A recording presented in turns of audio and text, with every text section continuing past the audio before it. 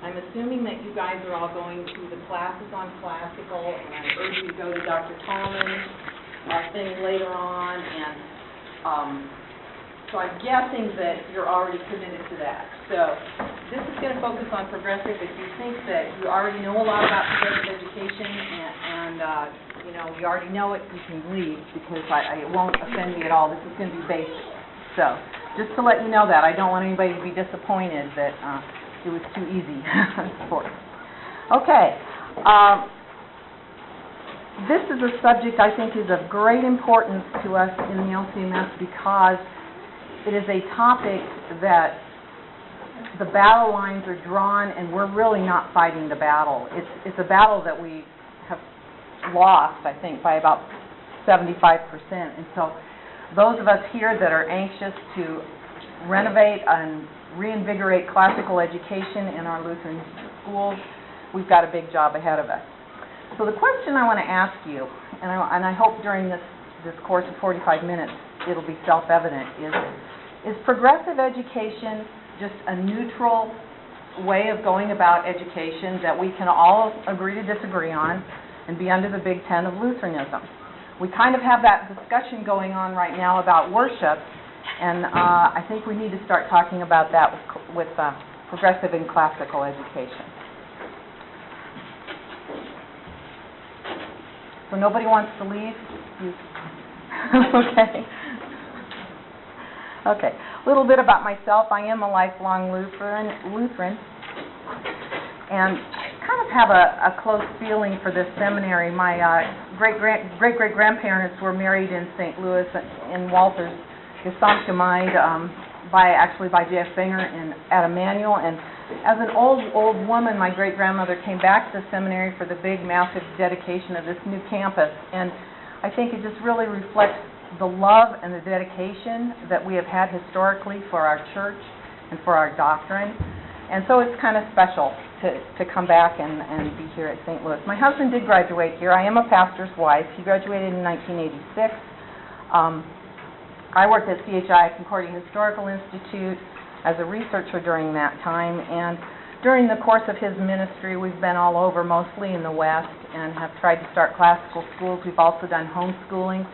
So it's been a real eclectic mix for my children. We have 4 children. All of them are graduated, and all of them were homeschooled at some point and went to Lutheran schools at some point and went to public schools at some point. So if anybody has any questions about, you know, what do, I can tell you the good and the bad and the ugly about all of those. I think if somebody would ask me, what do you consider to be your greatest achievement in life, and I would say that would be being a mom, and most of all teaching my children to read and to read the Word of God. So I was convinced that no matter what school I had them in, they were not going to learn how to read as well as I wanted them to, and so I did that myself. And all of you, if there are any homeschoolers in here, you can do it too. Okay, the way we're going to run this is very basic, like I said. I want to go over some of the key players in progressive education and show you how they have influenced not only public schools in America, but also Lutheran schools. And just because of time, we're going to limit it to just 5, 3 big ones, and then 2 others that are less important in terms of public education in America, but they're pertinent today. Then I wanted to talk a little bit about the major themes that contrast progressive and classical education. I put those on the board because I was afraid we might be a little bit stressed for time here. So if you can read any of that and there's any of those that you don't know, go ahead and write them down. Some of them will be obvious and some of them you already know, but they are up there just for your perusal. Third, I'd like to go through some specific methods that are used in Lutheran schools and progressive schools. And I think that's really where the rubber hits the road for our teachers, because as we go through this, I think our Lutheran teachers are going to say, no, I don't believe this stuff. You know, I don't believe man is good. You know, I believe the doctrine. But, you know, these teaching techniques sound fun. They sound good. And I think it's important for us to look, where did they come from? What is their underlying foundation? And can we or can we not utilize them in Lutheran schools? Or are we just becoming another arm of the progressive movement when we do so?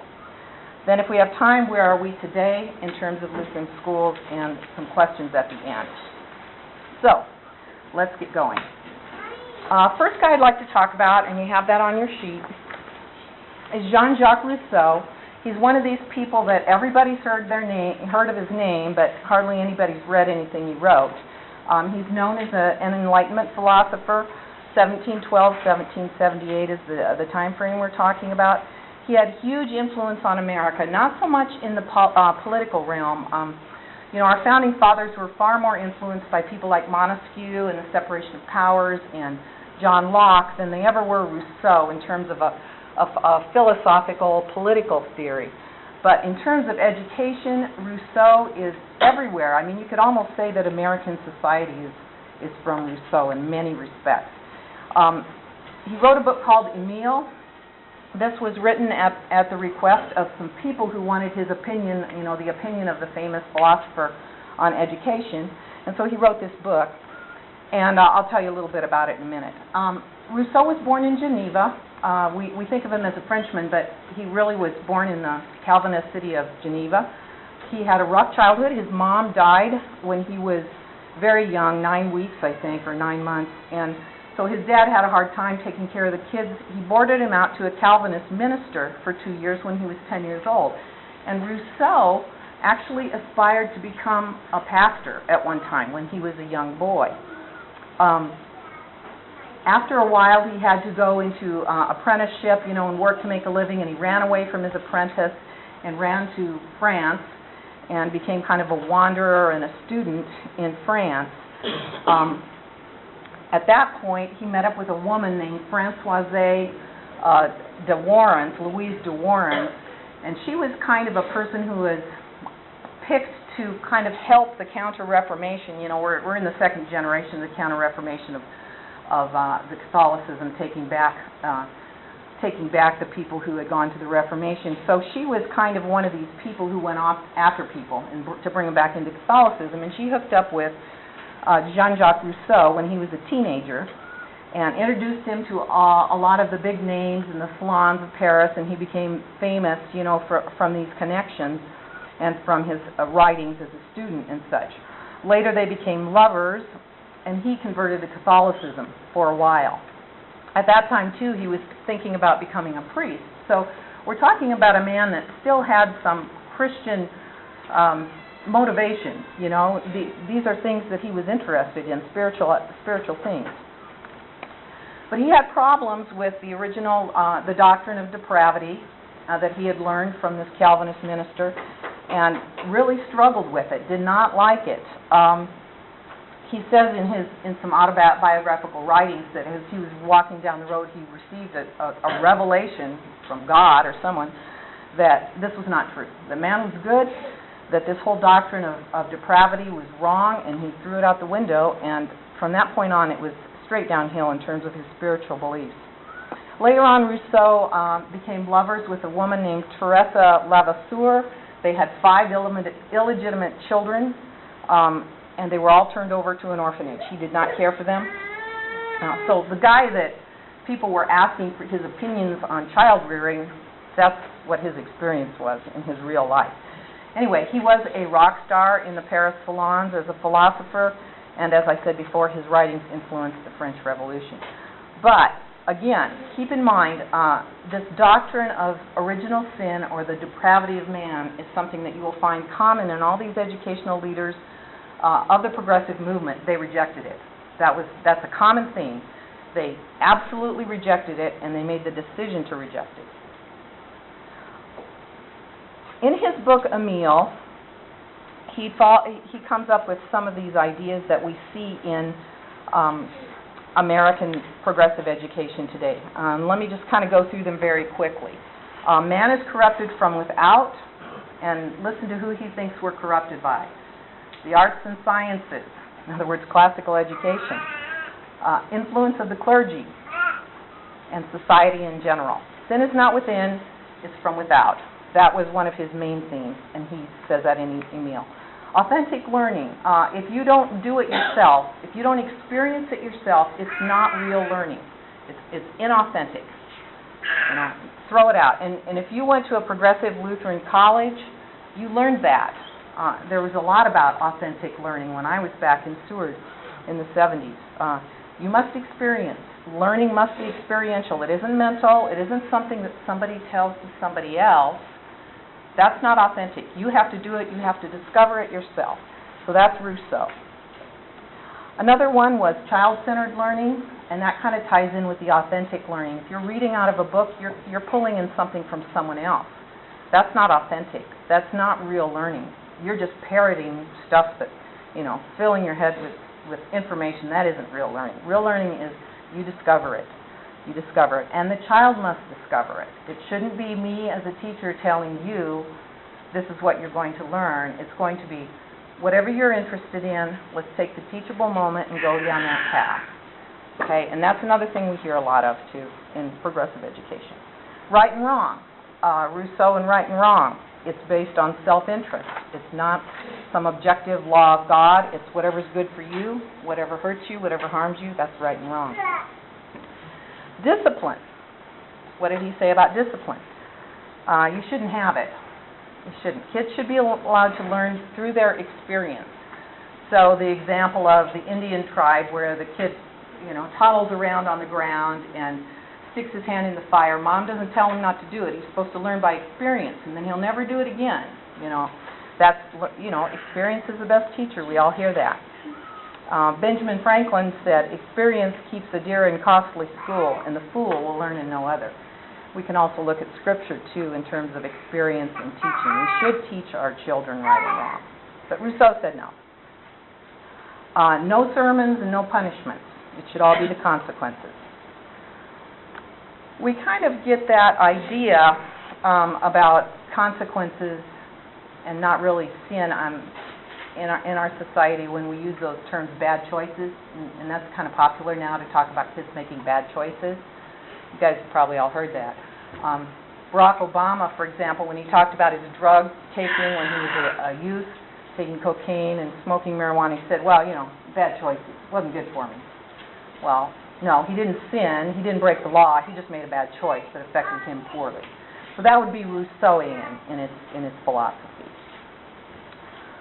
Rousseau also said competition is bad. Competition is bad because, remember, sin is from without. So if kids are jealous of each other, if they're envious of something someone else has or something someone else does, that's the fault of having competition. So if you eliminate the competition, you're going to eliminate the jealousy and the envy and such. Everyone's a winner. Everybody gets a purple ribbon for participation. That's where that comes from. Rousseau also said, remain in your station in life. Books will create unfulfilled expectations and cause you to want to do things that you're never going to be able to achieve in your own life. And so the only thing that you should have an influence on you is what is directly around you in your personal situation. It's very utilitarian that way, felt need. Children should be objects of experimentation and observation and scientific record keeping. That comes from Rousseau. Another thing that comes from Rousseau is the extension of adolescence.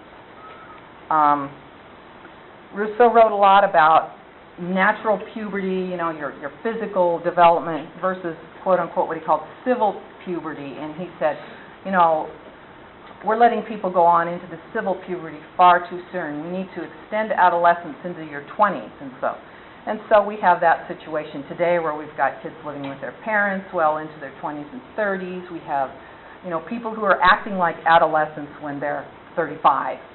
That comes from Rousseau. And he said, yeah, that's good. That's what we need to do.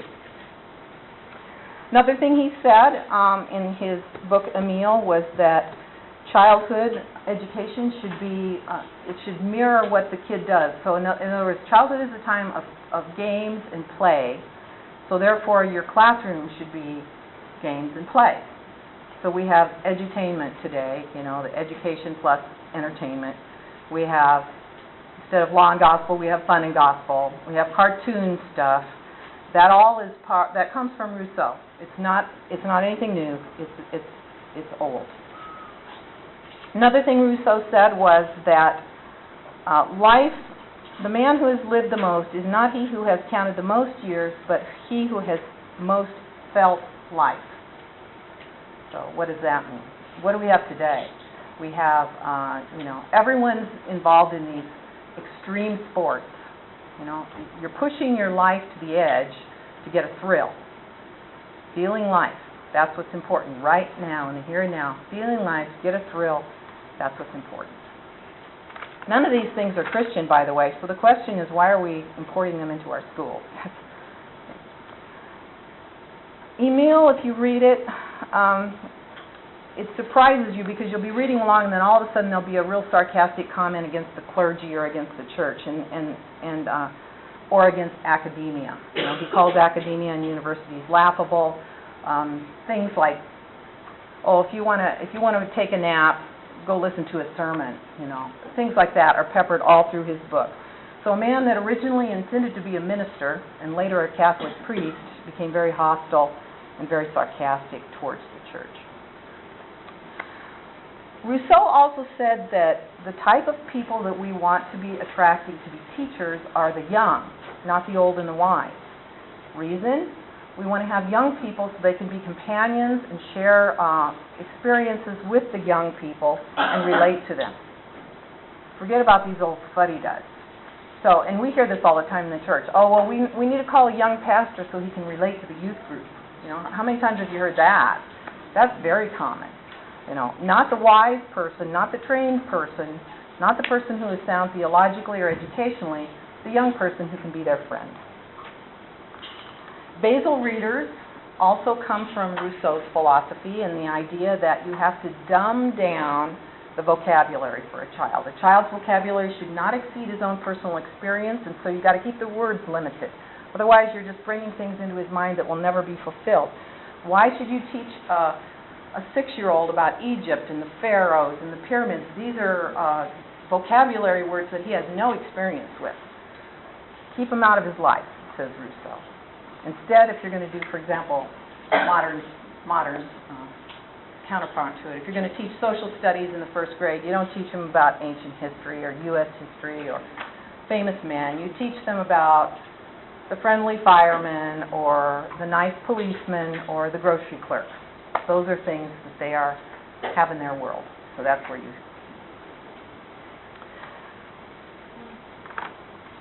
Okay, next guy, Horace Mann.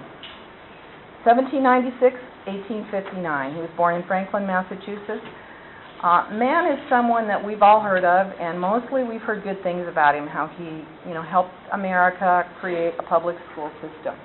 He's sometimes called the father of American public education. I would call him the father of centralized state education financed by the taxpayers, because Mann is the person where we see the change from free market education in the United States to state-controlled, top-down compulsory education. If you don't remember anything else about Horace Mann, remember that, because he was the one that led the change from that. This whole story of Horace Mann is really tied up very much in the whole Calvinist history of their fight against Unitarianism and how Unitarianism took over Calvinism and the Puritan New England theological culture. And we don't know much about that because it's not our heritage. But it's very interesting, and I would recommend that you read books on that. Mann was totally embroiled in that because he was their spokesman. He was their arm that was going to take Unitarianism and their ideas and their political ideas, their theological ideas, and make them into law. His early life was as a Puritan. He was from a hardworking farming family. He had a very legalistic pastor. Anything that you read that Mann writes about that, it does not sound good. It sounds like it was all law and no gospel that he got as a Christian, from Christian preaching. He too had trauma like Rousseau over the doctrine of depravity. He didn't like it. It went against the grain, and he got no gospel from his pastor, so he had trouble with it. His friends write about him that he would go into the meeting house and he'd open Isaac Watts' hymnal and he would read these verses that were, hymn stanzas about souls that were suffering in hell and in torment, and he had a hard time with that. Then to make matters worse, his brother drowned while he was swimming on the Sabbath, and the pastor gave a funeral sermon that the boy was evidently in hell because of the swimming on the Sabbath and because he was not a confirmed member of the church. So it was not a gospel sermon. And that was another real problem for man. He didn't know where to go. He finally came under the influence of Unitarians who gave him lots of hope and happiness and don't worry about it. And he relates, quote, "I remember the day, the hour, the place, and the circumstances when I broke the agony of despair. I broke the spell that bound me." And then he writes on that he concocted new theories about salvation and about the goodness of man, and that gave him comfort. Very sad, very sad. Man was a hard-working student, very driven, and that was one of his good qualities that he had. He entered Brown University in 1819, graduated as valedictorian, and his theme was the progressive character of the human race. So we see these ideas that he had kind of come up with and that the Unitarian friends had influenced him on progression, the goodness of man, progress, moral perfection. We can attain all these things. He decided to become a lawyer and later was elected to the state legislature of Massachusetts. His interests were primarily humanitarian, not educational. And it's interesting some of the things that he really pushed through because they were anti-Christian and they were very statist. For example, he can be credited with the first person who was the first man who made the insane become wards of the state. He started argued for the insane asylum to be started. That families, he said, by default are not taking care of these people, therefore they are wards of the state. So the first asylum was started under his direction. He was against lotteries. He was against drunkenness, so he was big on having rules against that.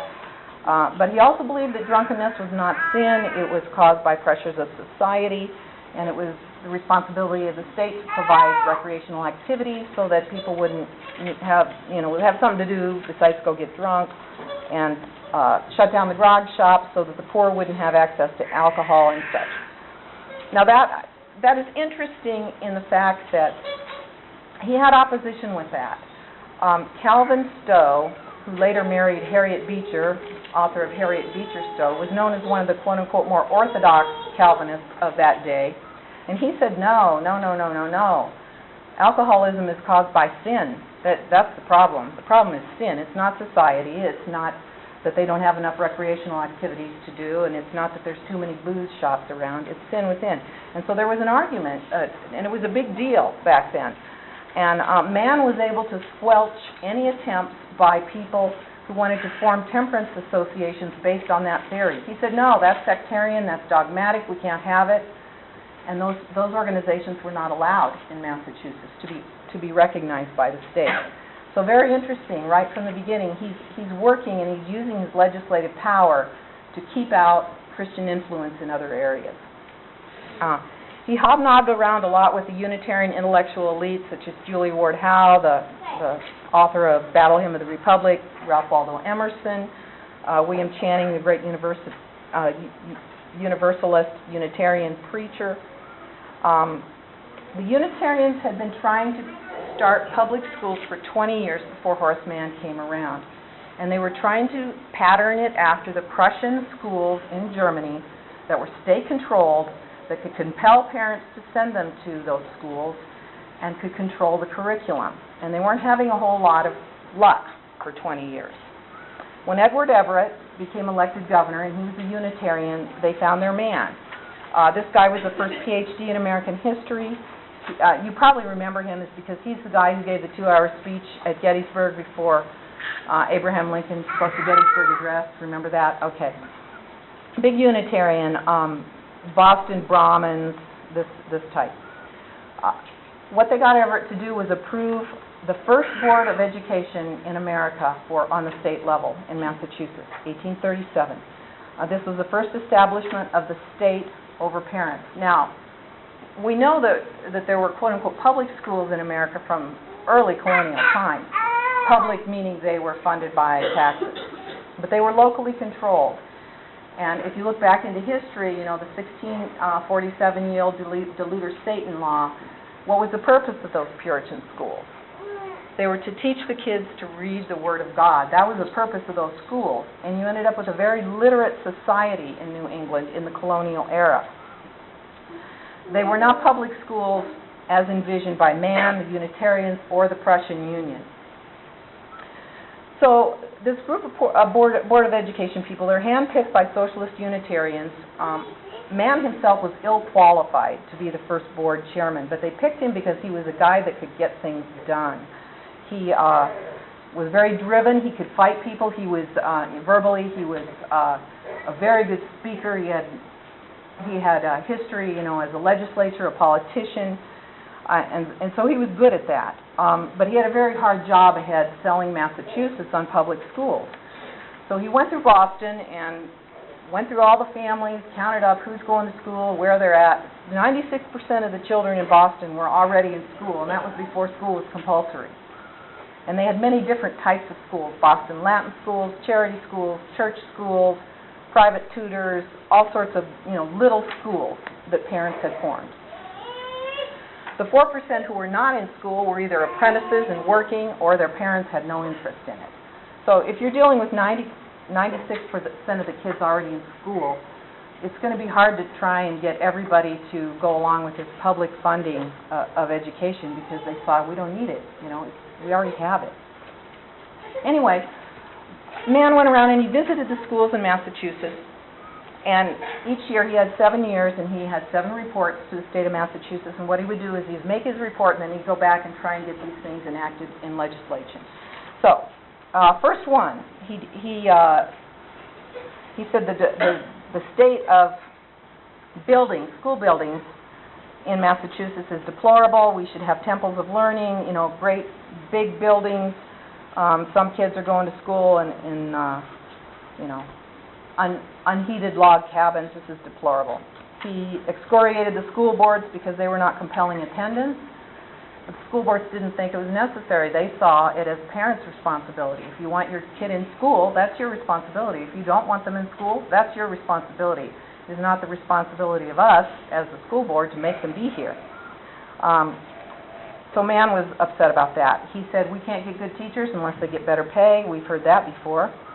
And he was very unhappy, particularly with the middle class, because they were not inclined to be taxed for somebody else's education. 1839, next year, he went around, and what he did was he espoused in his report whole word reading methods. So whole language, sight reading, that is very old. It goes all the way back to Horace Mann and before. He didn't invent it. It was invented by Thomas Gallaudet, who devised a method for reading for kids who were deaf and dumb and who could not hear. So sight reading, whole word reading. Mann said, oh, you know, this is going to be a lot easier. We don't have to bother with teaching kids the alphabet. Let's do whole word reading. And so he says, I'm convinced our greatest error in teaching children to read lies in beginning with the alphabet. That's a man who never taught a single child how to read. He said that. Anyway, what he said was we need to have institutions. Our teachers, colleges, universities, normal schools, whatever, must train teachers in whole word. So that was his second report. Third year, 1840, he went around and he said, control of libraries. He opened it up and said, okay, citizens of Massachusetts, what books should we have in our, quote-unquote, public schools? Let's have everybody have the same library. So people were allowed to submit suggestions, and what they found was anybody who suggested a Christian book or a book that had anything about Christ and salvation, no, that's dogmatic. You can't have that. We'll allow Bible in only if it is used as a moral instruction guide for behavior. That's it. We cannot talk about Christ. That's Horace Mann 200 years ago. And he was able to do that in Massachusetts. 1841, he called for the consolidation of all schools. He said, you know what the problem in Massachusetts is? We've got too many schools, and they're too different. We need fewer schools. We need everybody clumped together in one big building. That way we can control what they're teaching. We're trying to model our school system after the Prussian government schools. That's what we need to do. We need to eliminate competition. You know, we don't want competition between schools. We want uniformity of schools. And we need to unify our curriculum so that everybody's learning the same thing and the state knows what its citizens are learning. 1842, he started going out after people. And the first group he went out against were the Shakers. He went against them because they refused to let him come into their schools and they refused to let him test their teachers. They said, no, we don't want you here. And he made it a public deal, and he was able to get public opinion against them. You know, it's easy to do that. They're a weird sect, you know, and he made them sound like they weren't, you know, kind of like is done to homeschoolers today.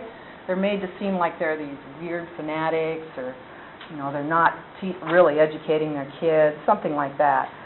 It was the same thing. He did that with the Shakers. He also did it against the middle class because they were the ones who did not want taxation to pay for somebody else's kids. They didn't have the money. They were already paying for their own kids to go to this school or that school.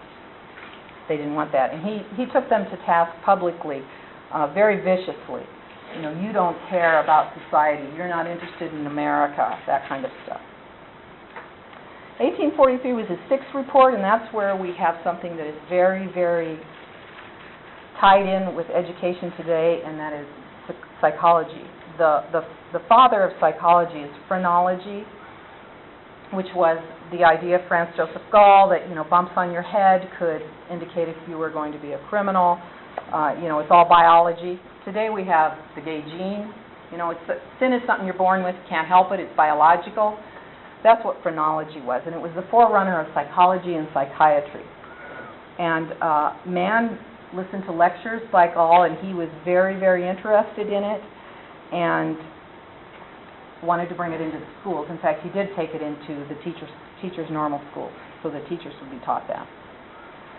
So what we find today as a result of that, obviously nobody does phrenology today, but psychology has replaced theology as our fundamental philosophical underpinning for education. It's psychology in progressive education, not theology. Last report that he gave was about central control, and he attacked the Boston school teachers big time, and they responded, and it's very interesting to read the back and forth about that, but they ended up losing. They opposed Mann because he wanted to institute infant schools, get these little kids out from under the parents and into schools at a younger and younger and younger age. Today we call it early childhood, or we call it daycare, or preschool, or something. That also is not new. It's very old. And it goes back to Horace Mann and the Unitarian socialists who wanted to have kids under state control. It wasn't to help them. It wasn't to be a mission. It was to get the kids out from under these dysfunctional parents. That's what the term we use today. Started with Horace Mann. There were a lot of other ideas of Mann that we have today. One of the things was that there was a lot of Catholic immigration going on, and Mann and some of the Unitarians were afraid that they're bringing these bad ideas. They're bringing bad political ideas. They're bringing bad theological ideas. They're bringing Catholicism into Boston. We've got to have our own schools to make sure that we counter that. And that's how he was able to get a lot of quote-unquote conservative people on line with him, was because they were worried about the Catholic influence too. And it seems kind of silly to us today, but we have to remember that's 200 years ago, and they were not that far away from the Reformation. So this anti-Catholicism was still very strong, you know, in America. You know, the Reformation, people coming over, get away from the persecution and such, they still had a memory of that. We don't. So people fell for that. Have any of you heard the quote by Mann where he said, if we have everybody in public schools, we'll be able to eliminate 90% of the penal code of the United States? That's one of his most famous quotes. Yeah, that's what he predicted. And he was very, very messianic about public schools and public schooling. The idea was, we got to get people out of these private schools. We got to get them all under the state. And it was Prussia. That was their model that they wanted. Mann was able to do it in Massachusetts, but Michigan beat him. Michigan was the first state, 1835, I believe, that officially adopted the Prussian model for Michigan schools. And you can still see the evidence of that. If you go on like the Concordia Ann Arbor's website for their education department program, you'll see a lot of certifications that the teachers can get for going along with the state curriculum. And somebody will come in and examine them as they teach the state standards and make sure that they've got the grade content and the grades the way the state wants them to have it. It's all a legacy of man in the Prussian schools. Pennsylvania too came next. 1835 was Pennsylvania, and they had some opposition to it. It was mostly Lutherans, Lutheran descendants of the old Muhlenberg, Pennsylvania ministerian people. They didn't like it because of their parochial schools, but they didn't have enough power to stop it, and so Pennsylvania became a model of the Prussian Union too. And then, of course, Massachusetts fell. So, like I said, if you remember anything about Horace Mann, please remember he was anti-Christian in the things that he was trying to accomplish. He was the seminal person in getting state education and free market education out of the United States and tax schools funded by compulsory taxation. That's usually not what you hear about Mann. Usually it's great stuff about how wonderful it was that he started public schools and such, but there's another story to him. Okay, next guy, John Dewey. There is so much to say about him, and I need to really cut this short.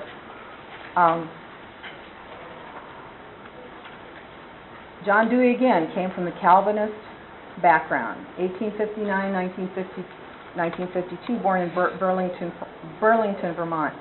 He is someone that it's just amazing that he has had as much influence on American education as he has, considering his history. He was a Calvinist, but he kind of fell away. I don't know how committed he really was.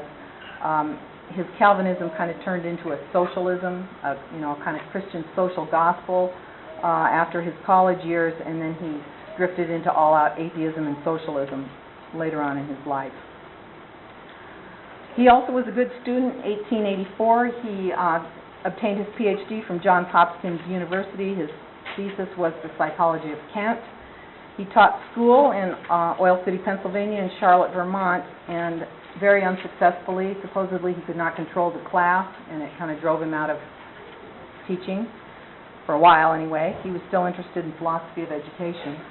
He went to Michigan, where he had kind of a half-hearted congregationalism as his religion. He joined the Student Christian Union, and for 4 years he was in charge of the Bible studies at the Student Christian Union, but he kind of, like I said, fades into this socialistic Christian social gospel type of spiritual belief, mainly because he came under the influence of some of the non-Christian professors, namely George Morris at the University of Michigan. When you read Dewey today, when he uses the word democracy, what he means is kind of a hazy socialism. That's what democracy is to him. Just a little bit about the kind of influence he had. He was a member of the First Humanist Society of New York, president of the American Psychological Association, president of the American Philosophical Association, was part of the American Federation of Teachers Union, signer and co-author of the First Humanist Manifesto, and associated with Jane Addams and the Whole House social movement in Chicago. He's responsible for the real merging of social psychology and education. For Dewey, really, education was behavioral psychology. This is something that I found very, very pertinent about John Dewey, and it makes me wonder why we as Americans would even consider following any of his philosophies. Dewey was very, very interested in the Soviet Union. He had a big influence on educational philosophy in other countries, namely China, Japan, Mexico, Turkey, and the Soviet Union. He went over to the Soviet Union in 1923, and he went back and forth there for about 10 years, personally invited by the government, the Soviet government education minister to come in, look at our schools, give us advice, tell us what to do, because they were fellow travelers, the socialists. He did that, and he helped create the Soviet educational system that was at that time highly behavior psychology is what it was. He also was very involved in Soviet politics, at least as part of his personal interests. And some of the defenders of Dewey will say, well, you know, he wasn't a communist. You know, he didn't like Stalin. He wrote all sorts of bad things about Stalin. Well, that's true. He didn't like Stalin, but he did like Trotsky. And he defended Trotsky. He was head of what was called the Dewey Commission on Trotsky in 1937 that supposedly cleared Trotsky of the charges. So he's very involved while being in America, you know, with the, you know, the liberals and the socialists in the United States who are highly interested in what's going on in the Soviet Union. Dewey was right there with them. And if you look at Soviet education during those years prior to the fall of communism, it was very much similar to the types of things that Dewey tried to do in the United States. They were able to do it better than we were. Dewey said schools are supposed to be vehicles for social change. They are to transform our ailing American democracy into a socialist democracy. We'll do it via education, not violence. Let me read a little quote from his first book, My Pedagogic Creed, 1897. He said this: I believe every teacher should recognize the dignity of his calling, so far so good, that he is a social servant set apart for the maintenance of proper social order and securing the right social growth. I believe in this way a teacher is a true prophet of God and the usherer in of the true kingdom of God. So this is the guy that our educational system is based on. Obviously his kingdom of God was a socialist utopia. He gave up the whole idea of heaven and salvation in Christ long ago. Other writings by Dewey include Schools and Society, Child and Curriculum, Democracy and Education. That book was named by one newspaper as one of the 10 most dangerous books of the 19th and 20th centuries, along with Mein Kampf by Hitler and the Communist Manifesto. Again, he redefined school, and this is a quote from Dewey: education is a regulation of the process of coming to share in social consciousness. American democracy must be transformed via education. Change via politics is too slow. Social change can happen much more efficiently through the schools. And teachers are to be change agents to transform society. Okay, now that I've said that about change agents, I want to bring this up. This is something I ran off the internet about 3 days before coming here. It's a Masters of Arts program in education. Let me read the description of it and see how it fits with what Dewey said. A transformational vision of schooling. This program will prepare you as the education professional for work as a change agent in your classroom, school, and the broader educational arena. It is developed for the engaged, passionate educator committed to a transformational vision of schooling. This degree equips you with a knowledge base, skill set, and critical perspectives needed for successful practice and advocacy in a variety of educational settings. In our political and policy climate that encourages and praises direct education or direct instruction methods, skills-based learning, and accountability through testing, this program is situated within our democratic theories of education designed to provide you with tools to engage in meaningful and creative conversations about the short and long-term consequences of today's political climate. The coursework provides a grounding in philosophy, theoretical frameworks, and historical background needed to understand educational policies and practices from the global context to the level of individual communities. You will gain conceptual and practical tools for activism and action through curriculum development, teacher inquiry, and action-oriented assignments. You will leave this program with a deep understanding of how your work as a teacher is influenced by societal and structural forces, by the community context, by your own life history, and your implicit belief system. You will be exposed to new paradigms and perspectives that have the potential to influence your practice in practical ways and impact the ways in which you think about planning and engaging with students and your community. It is hoped that this knowledge will empower and inspire you to reimagine your practice and to remake your school as a more just and humane place for students, families, and educators. What does that have to do with learning? It comes from Concordia, Chicago, River Forest. So my question to all of you is, who's evangelizing who here? Are they evangelizing us, or are we actually sending the gospel out? It seems to me that we are pulling this kind of stuff into our schools, and they're going into our elementary schools via the teachers who are trained this way. And I don't want to pick on River Forest, because you can look up any of the Concordias and find, if you don't find a master's program like this, you'll find a course that kind of says the same thing that teachers have to take. So be careful. You know, if you are looking for teachers in your school, make sure that they are coming from the kind of philosophical background that you agree with. I don't know anybody in Lutheran education in the classical realm that would want anything to do with anything like that, but Dewey, socialism, and change agent. But here it is. It's everywhere. And it's not just LCMS. It's in the Christian Reform schools. It's in some Catholic schools. It's everywhere. It's the air we breathe. It's the water that we drink. Progressive education. All right, a few more things about Dewey, and then we're going to move on. Dewey believed that women were the best people to be teachers because they were nurturers. He didn't want men in there, you know, that kind of thing. He thought, you know, the nurturing person was the best. Maybe he said that because he had such a bad experience. He was, you know, a failure as a man, as a teacher. I don't know. He was anti-phonics, anti-reading, anti-Bible. Learning is not knowledge. It's a matter of contributing to the group for social good. It was very much socialism.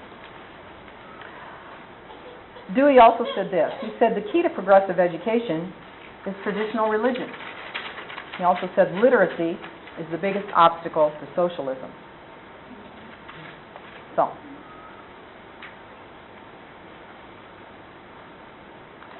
right, I've got 3 more pages on Dewey, but I'm going to stop there. I think that we need to move on to this next one. I put up here on the board some of the themes that contrast progressive and classical education. And as I said before, some of them you know, some of them you don't. If you don't know, put them down and contrast them. They're very much oil and water. They don't go along together. But as I said, where we find rubber meeting the road is with practice and with specific methodology. And with that, I want to move into Alice Bailey and William Ayers. Those 2 names are probably not names that are going to be remembered in history for education, but they are pertinent to our time. Alice Bailey, because of her influence on the New Age movement in the United States, she wrote a book called Education in the New Age. She claimed that it was channeled to her through a demon. A little bit about her history. She was the daughter of an engineer, lived in Manchester, England for a while. She started out her life as an evangelist and a missionary with the British Army. She married an Episcopal minister, and they moved to the United States. At that time, they were divorced, and she started going off the deep end into theosophy and the theological tenets of Madame Blavatsky. As I said before, she said spirit demons channeled her book. I do have that book in my room, by the way. I brought it, so anybody wants to look at it, just come by my room. It's very interesting, little book. This is why I think it's interesting. In her New Age book, where she talks about themes for education and how we need to change education, and it's channeled by a demon, these are the things she said. Collectivism, collaborative learning, cooperative learning, evolution, psychology, the divinity of man, anti-facts, pro-relationship, cooperative groups, whole child education. She uses that term. Conversation and process versus facts, creative thinking, anti-competition, anti-individualism, experimentalism, active learning, world citizenship, innovative methods, less emphasis on the memory. She said less emphasis on training your memory. Interest will greatly aid the will to recall. If the kids are interested in it, they'll remember it. If they're not, they won't. History should be a history of American abuses, and we should view history through the lens of the oppressed.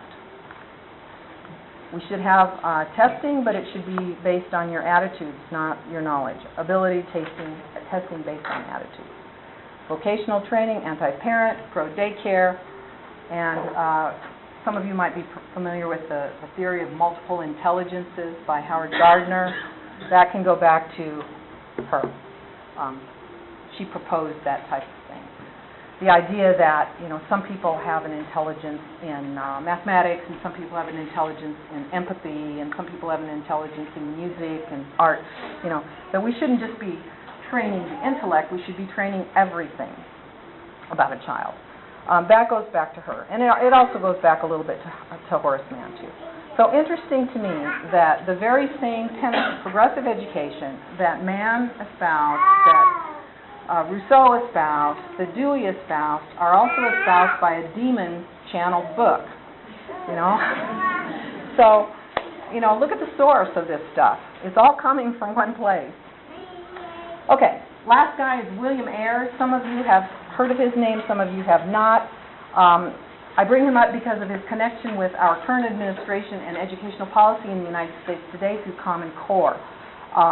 William Ayres is highly influential in American education in terms of the current administration. How influential he will be in the future, who knows. Ayres started out teaching in a community school that was sort of like the Summerhill. It was based on the Summerhill Open School. He became a radical activist, member of the Students for a Democratic Society terrorist group, Weather Underground founder,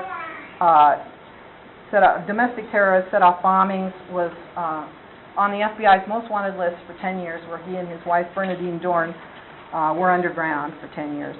He got let off on a technicality where he responded on guilty as hell and free as a bird. He decided then to follow Dewey's model, and instead of changing society through violent means, we're going to change it through education. So, now that he's free, he came out in 1984, got a master's in early childhood education, 1987 a doctorate in education from Columbia University. He went on to teach at the University of Chicago, became a professor in the University of Illinois system, carried his educational ideas through Acorn and other foundations in Chicago, such as the Chicago Annenberg Challenge, which is a foundation that funnels money to progressive radical education groups. And the fiscal wing, by the way, was run by Barack Obama in the 1990s, and Bill Ayres was part of the educational wing. He ran what was called the Collaborative, which attempted to influence educational policy in America through influencing legislators and senators and such. Host of whole other organizations that he's a part of. He was on Fox News last week. I don't know if any of you saw him, but he has a horrible resume in terms of education. Very much involved with the Common Core, which is, like I said, the administration's new educational policy. These things are really all the same. They just keep getting recycled with new names. You know, we had outcome-based education, we had Goals 2000, now we have Common Core. They all have very similar philosophy and such. Ayres was given the title of Distinguished Professor of Education in 1997. He was Chicago Citizen of the Year, and he participated in the Occupy Wall Street protests in 2012. Great quote from Ayres. He said, "Kill all the rich people, bring the revolution home, kill your parents." That's the kind of guy he is. He authored 2 books, Teaching Towards Democracy, which sounds like a John Dewey book, and Educators, Agents of Change, 2010. Like I said, I do not know how influential his name will be 50 years from now, but it's a big name right now in American education, and I think we need to be concerned because we have Lutheran colleges and Lutheran schools trying to implement Common Core. We need to look at what Common Core says, where does it come from, and is it or is it not compatible with Lutheran Christian classical education? I would say no, it is not. So it's a danger. We need to watch for that. So those 2 guys are kind of these things. Now, when we talk about progressive education, I brought up people like Rousseau, who goes way before the progressive era. The progressive era in American history, of course, was mid to late 1800s into the 20th century, or 1900s into the 19th century into the 20th century. Excuse me. And we had the Progressive Party led by Theodore Roosevelt, the Bull Moose Party. The ideas behind progressivism then were, let's use the strong arm of the government to achieve good ends. And so TR tried to do that. You know, I'm going to use the government power to clean up corruption in the police force and to show our muscle around the world and do good things for our country. What would a biblical parallel to that be? Maybe Joseph used the strong arm of the Egyptian government to fulfill God's will and try and do good things in that way. Of course, he was directed by God. I don't know if we can say that about these others. Luther, too, did the same thing. You know, if we think about education during the Reformation, of course, the church wasn't going along with him. So he went to the state and he got help from the princes to enact the Reformation. That isn't really the situation in our country today. So I think people who go back to Luther and claim Luther wanted state education, therefore it's good. It was a totally different situation. He was dealing with believing Christians who wanted Christian schools. We do not have that situation now in our country. But anyway, progressive education is the arm of progressivism. And it does follow two of the principles of progressivism, and that is evolution, the idea that man is constantly getting better, man can be improved through education, the moral, the spiritual, the physical improvement of man, and that we're going to have a kingdom of God on earth. And the second point is that, number two, it's government top-down, it's government controlled. Not parents, not God, it's government. So, let's skip over now to some of these specific practices. Before I do that, do you want to look up on the board and see if there's anything there that you do not understand or needs further explanation? This is really a whole session on its own up there. But it contrasts progressive and classical education. I asked, yes, sir. By the way, one more thing about Horace Mann. He's the one that came up with the famous quote, "Be ashamed to die until you've won a victory, some victory for humanity." Oh, really? Yeah, that totally fits with his humanistic view, doesn't it? Yeah, thank you for sharing that. Yeah. He was very articulate. He really was. Not that I agree with that, but yes. I see under 1, 2, 3, 4, the top ones, the teacher and instructor wise leading the young versus teacher facilitator change agent. You know, in many classical situations, though, we look at that we are humbly learning along with them. We're also recovering our own education if we weren't classically trained. I can't speak for other people, but I know I wasn't. And anyway, so how is it that a parent who may not be an expert in those things, I was under the impression that in the progressive it was really the expert leading, and in classical education we learn along with them, and that we're all humble learners, and that we can all stay at that grammar stage a long time and keep working towards that. I think what you're reflecting is the true reality of it, and I think what this is reflecting, what I wrote up here, is what they tell you. And what I mean by that is, yes, the experts, they know, they're the elite, but they're facilitating this. They're not direct instruction, lecturing, teaching them. They're guiding them, they're manipulating them, they're facilitating their learning that way. As far as all of us, the wise leading the young, yes, that's true, isn't it? I mean, none of us really have a grasp on classical education. We just are not there. My husband said it really well. He, too, is a graduate of Stewart, and he said, I have been it's taken me 15 years to unlearn, the progressive stuff that I learned, and I'm still struggling with it. And we all are, too. We can look at each other, those of us who have been in classical education, and say, that's kind of progressive, what you're saying. So you are definitely right on that. We are still trying to recover and reclaim something, our heritage that we lost, and we aren't there yet. And I don't want to claim to be the wise person either. I'm not the wise person that knows more than you guys. So. Well, is that the progressive side of that? Is that really manifested, say, in the Montessori philosophy? Well, to be honest, I believe so. Although that's kind of heretical to say that because a lot of Lutheran schools are really sold on Montessori. But Montessori, I think what you're going to find philosophically with Montessori is the idea that the child's the child's school should be their own environment. And so you have this prepared environment for the child, and it's not things that they're learning from the outside, it's things they're experiencing and such. Does that make sense? Yeah. Okay. Yes? Piggybacking off that, I was educated in a very modern, like pretty much we were educated pro all of what you talked about this entire time, and Yeah. until I'm learning quite a bit. The delineation of facilitator that I learned was there's supposed to be this happy hum in the classroom. So you as a teacher take the kids through like a scenario, and if there's collaborative learning, and then you're supposed to be able to step back, and they're kind of like teaching each other. Yes. And it's like very Yeah. creatively. The facilitator, Yeah. their delineation is not like leader, it's like give them some materials and then just like walk around with the conversation. Yeah, That's- and observe them and guide them here and there and let them, yeah. Yes, exactly. Yeah, yeah. Okay, who is next? Were you? Yeah, I mean, kind of going along with what you said, I'm recovering progressive also. But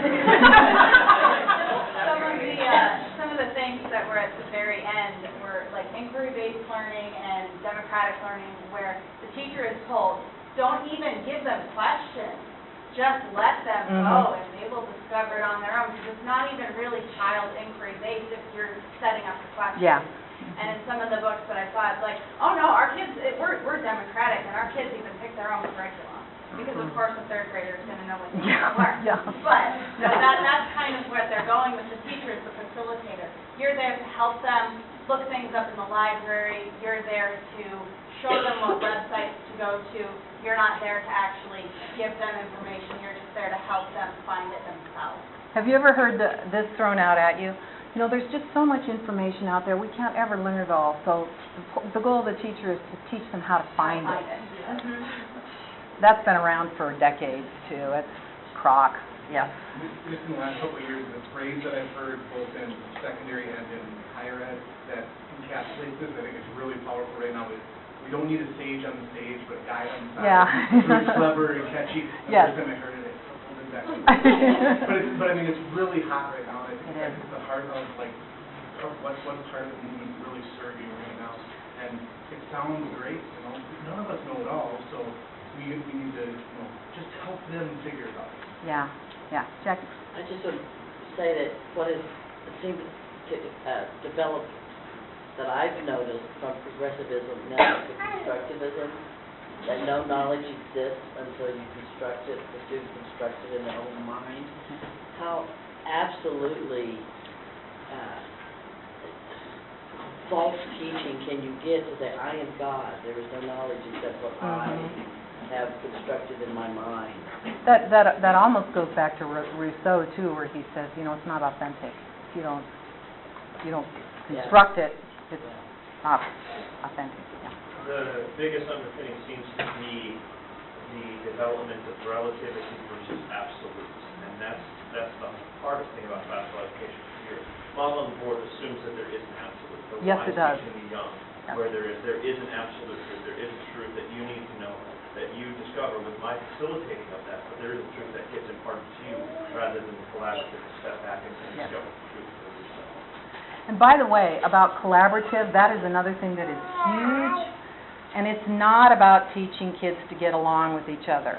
That's not what it's about. That's not what it was formed, you know, that isn't the philosophical basis of it. The philosophical basis of collaborative learning is kind of a Joe the plumber, if you remember him from the election a while back,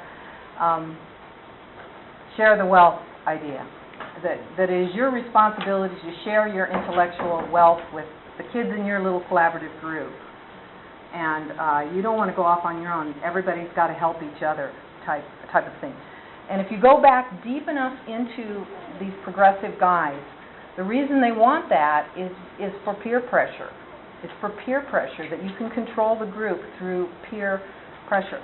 So you have age grouping instead of ability grouping. You've got to keep everybody of the same age together every year, because then you're more likely to develop these kind of relationships where they can be, they can pressure each other to conform to the group. Whereas if you have ability grouping and kids are very fluid, moving from this group to the next group, depending on if they're in the third math book or the fifth reading book or whatever, you don't have that, that peer pressure going on.